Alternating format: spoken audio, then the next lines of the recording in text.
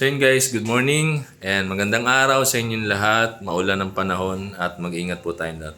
So ngayong araw, may vlog for today. Magdi-deliver tayo ng mga ginawang bulaklak, ng mga bouquet. Ayan. So samahan nyo kami.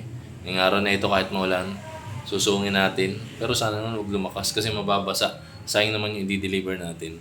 So dadali natin lahat ito is sa San Francisco. Kasi nandun yung ating mga pa-order na mga bulaklak, mga flower. Diba? Pakita ko muna sa inyo bago natin i-deliver. So ito yun guys. Ayan. Ayan yun. Ayan, may bouquet tayo dyan na medyo malaki. Meron pa kaming mas malaki dito na bouquet na dinala na namin doon sa mismong nagpagawa. At yun ay dadalhin pa sa Cavite. Ayan. Ito yung mga mini. Ayan. Ito pa yung mas mini bouquet sa mga mini flower. Ayan. Ito, gawa sa Bongabilla. Bongabilla ang design. Pero po, lahat po itong mga ito ay gawa po dun sa mga satin ribbon. Ayan yung nasa bangko. Ayan. Okay. So ito, ayan, mga ganyan design. Ganda. Ayan. So ang kagandahan naman ito guys, kumbaga practical tayo yung bibigay natin sa ating labas. Hindi naman sa pagtitipid, di ba? Pero mas maganda rin na nagtatagal yung ating ibinibigay. Oo, maganda talaga kapag fresh. Siyempre naman. Sino bang hindi gugustuhin ng fresh ang bibigay na bulaklak? Pero kumbaga sa panahon nga ngayon, medyo kumbaga maliit ang budget mo. Ayan, try mo na rin magbigay ng ganito. So ma-appreciate din naman siguro ito ng bibigyan mo na loved ones. Pwede ito kahit sa mga birthday. Hindi lang naman Valentine's nagbibigay ng mga bulaklak, mga bouquet na ganito. So kahit mga birthday, pwede. At yan po lahat ay dadalhin natin ngayon sa San Francisco, Quezon. Ayan. So sana hindi tayo abutin ng malakas na ulan. Medyo umaambon pero sana hanggang doon na lang yun. Alright?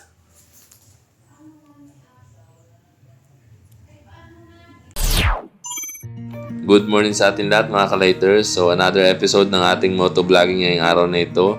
At ngayong araw nga pala ipupunta tayo ng San Francisco, Quezon para i-deliver ang ating mga pa-order ng mga flowers. Pero bago ang lahat, thank you na kagad kay Lord kasi medyo parang pinagbigyan tayo, pinagkalooban tayo ng magandang panahon. Medyo makulimlim pero hindi naman siya yung alam mo ulan. So medyo nag-iba yung kaulapan natin. Kaya baka tayo makarating ng San Francisco na hindi naman inuulan. So yun, full pack tayo ng dala sa ating motor na Aerox. Nandito yung box na nasa harapan natin at yung isa namang malaking box na merong nakalagay na bouquet sa loob ay nasa likod natin. So update ko na lang kay mamaya kung nasa San Francisco na tayo para makarating tayo kagad ng maagap. Pero bago ang lahat, kailangan muna natin magpagas. Syempre, mahirap na baka tayo matirikan, ano? So dito nga pala tayo nagpapagas sa may Barangay Butanyog. Ayan. Tapos, merong libre yan na, di ko alam kung 7 pesos kapag nasa 150 yung pinagas mo or 200. Kapag 200 pesos, may libre silang 10 pesos. And yung nalibre natin dito is 7 pesos, nagpagas ako ng 150 pesos. Aba, sayang din naman yun. 7 pesos, di ba? Hindi na natin yun bibilin. Alam mo nang pa rin yun sa ating motor. Malayo-layo na rin ang matatakbo ng 7 pesos na gasolina na yun. So tayo na ulit at makakarating din naman tayo ng maayos basta dahan-dahan. Full pack na ulit tayo sa karga ng ating Aerox.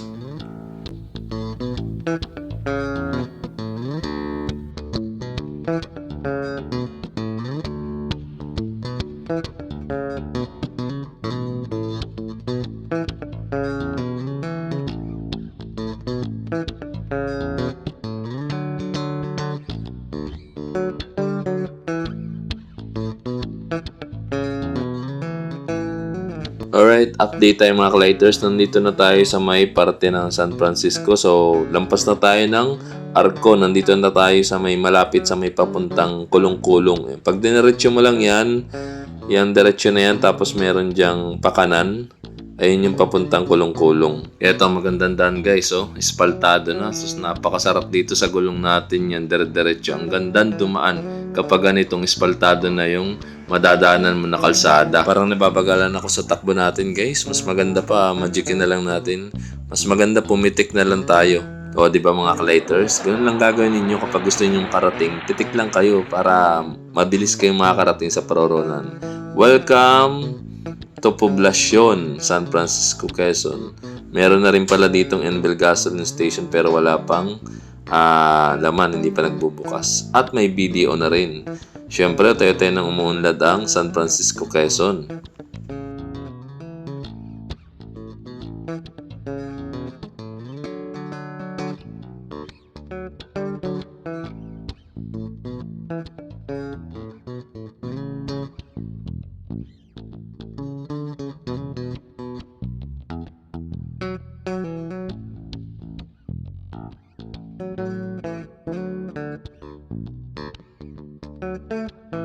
At dahil nga malapit na magtanghalian, ang oras po natin ay 11:30. So mas mabuting bumili na rin tayo ng mauulam sa kanin para ready na tayong kumain ngayong tanghalian. Dito tayo bibili ng ulam sa may kay Panchoy ang tawag nila dito. So masarap ang mga ulam dito. Lagi tayong dito bumibili.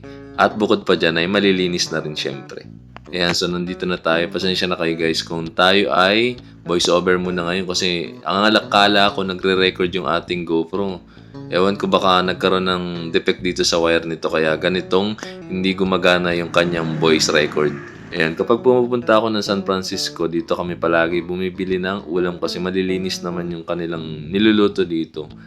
At saka, yun, dito na tayo sanay bumili rin syempre. Kaya dito tayo palaging tumitigil. Malinis din naman dun sa ibang mga bilihan dito ng pagkain. Pero dito na tayo nasanay na palaging dumaan kapag pumupunta tayo ng Aurora or San Francisco, Quezon. At dahil nga sa masarap ang mga ulam dito, ay napabili tayo ng 3 putay. So, isang adobo, isang sinigang at isang giniling na baboy. Eto ate ang bayad. Bilis naman, may sukli ka agad. Alright, so after natin dito bumili ng ulam ay diretso na tayo, bakbak na ulit tayo sa pupuntahan natin guys.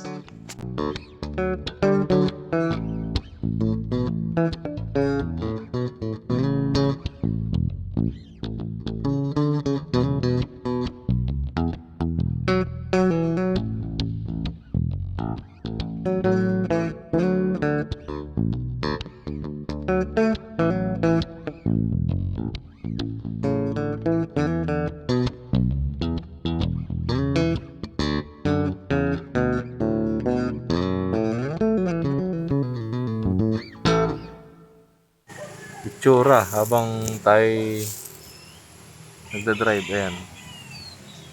So ang laman po nito mga box na ito na dala natin ng mga flower, yung pinakita ko sa inyo kanina. May dala na rin tayong ulam, yun. Nagtitbit tayo dito sa kaliwa. Ayan. Yan lang, siguro mga 20 minutes nandun na tayo sa ating paroronan and sana hindi pa rin umulan. Makarating tayo ng maayos at hindi nababasa yung ating mga dala. Ayan, diba? Kayang-kaya yan. Wala pa tayong ibang service na magagamit kasi ito lang yung ating service. Medyo naging matagal nga ang biyahe natin ngayon dahil meron tayong mga karga sa motor. Mula nga pala sa bayan ay tinataha ko ito ng around 30 minutes sa pangkaraniwang araw. Pero ngayong araw na ito dahil meron tayong mga karga, kailangan mas maingat at mas maayos yung ating pagdadrive ng motor. Hindi tayo dapat magpadalos-dalos na magpatakbo dahil meron tayong mga madadaanan na hindi maayos na mga daan dito kagaya ng kanina, mga mapuputik, pwede tayong madulas. At sa wakas, nandito na tayo sa Barangay Santo Niño, Bayog at ilang minuto na lamang ay madadala na natin yung ating mga pa-order na flowers.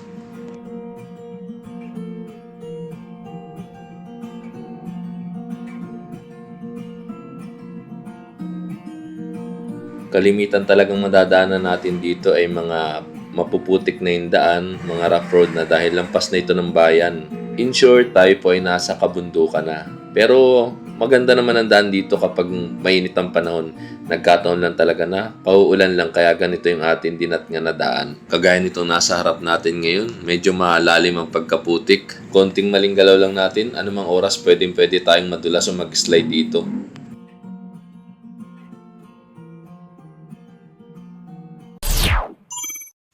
So yun guys, nandito na tayo. Safe nating nadala yung mga flower na ating i-deliver, mga ibibigay dun sa ating pagdadalhan. So thank you Lord ulit at hindi na umulan.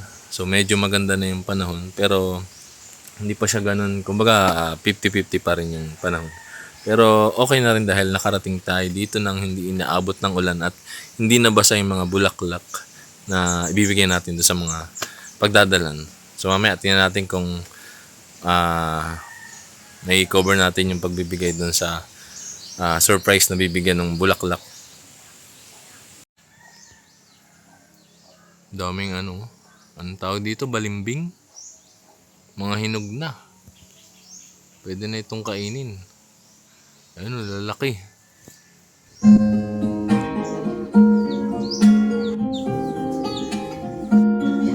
Then,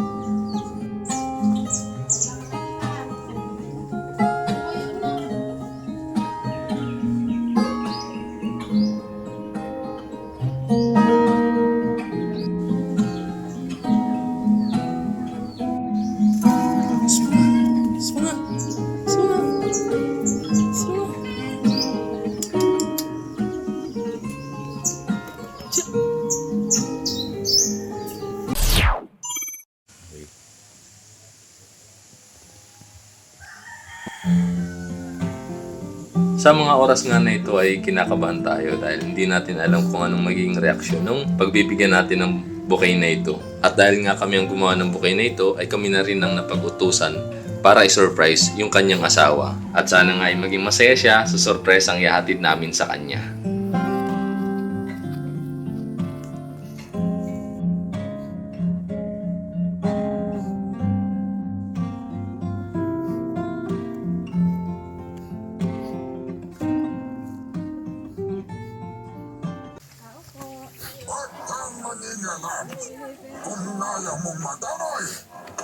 Sino ka?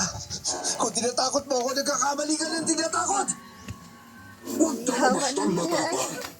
Kahit anong tapang pa yan, hindi mo ako kaya. Kaya ako ako sa'yo.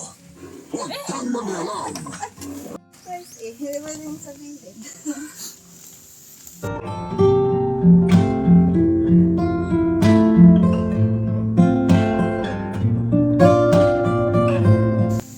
Yan, baka may message ka. Wala, thank you.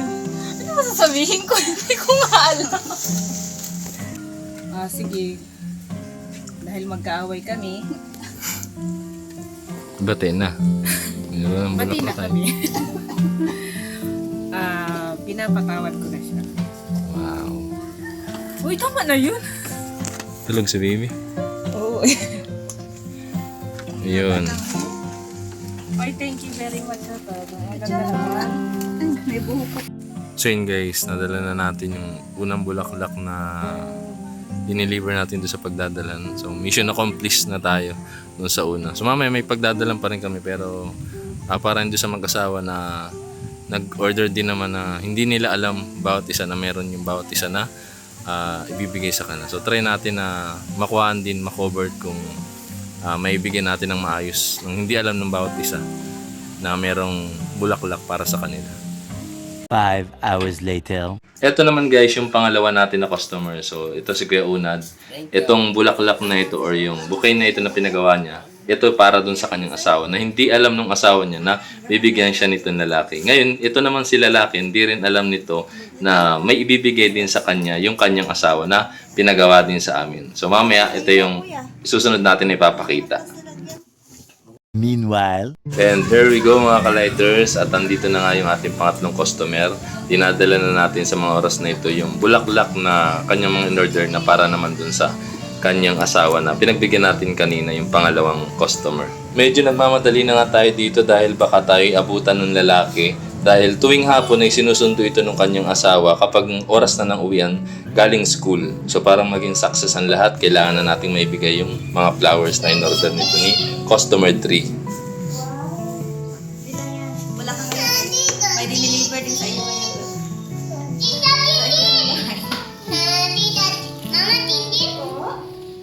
Wow. Ata di ba ito? Boss, ano sabi mo? Tapos, nang babae na lang kinati. Oo. Nakang ngayon si Kuya Munad, makuta na yun dito. Hindi, pabalik pa yun dun. Naghahanap.